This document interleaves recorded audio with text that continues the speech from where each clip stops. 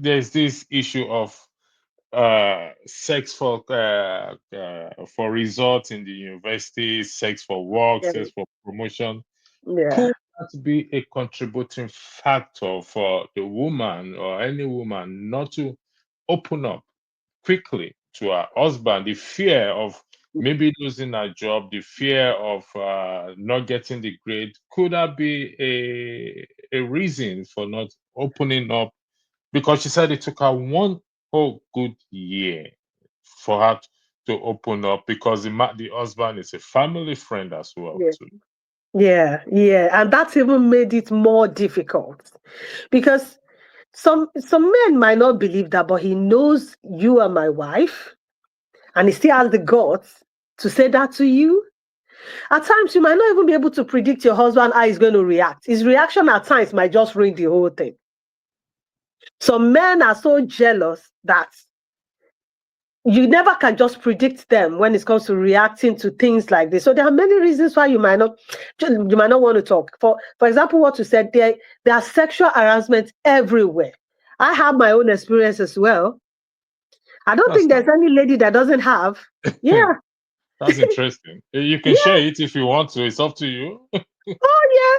Of course, when I was working as well, have I had you know few of my bosses that harassed me sexually. In fact, there was a time I was lost in the hotel room.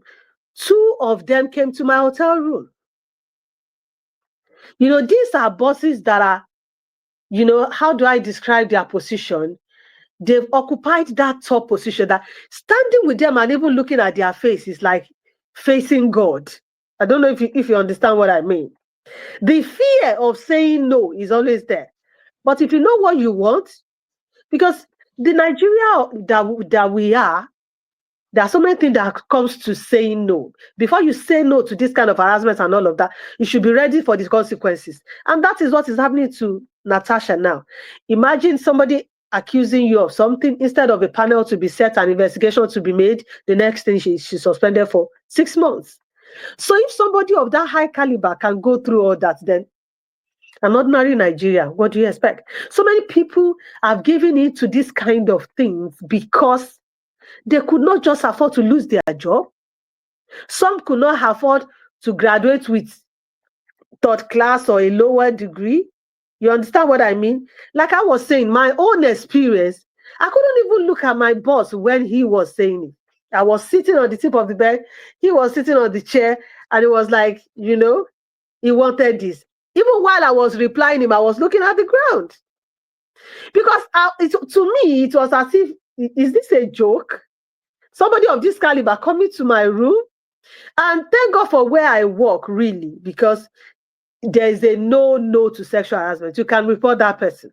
But I chose not to report because I wasn't forced into anything. When I said no, it was taken in good faith. And though after that time, there were still series of messages and all of that. But, there was no much of pressure. So I just felt there was no point reporting.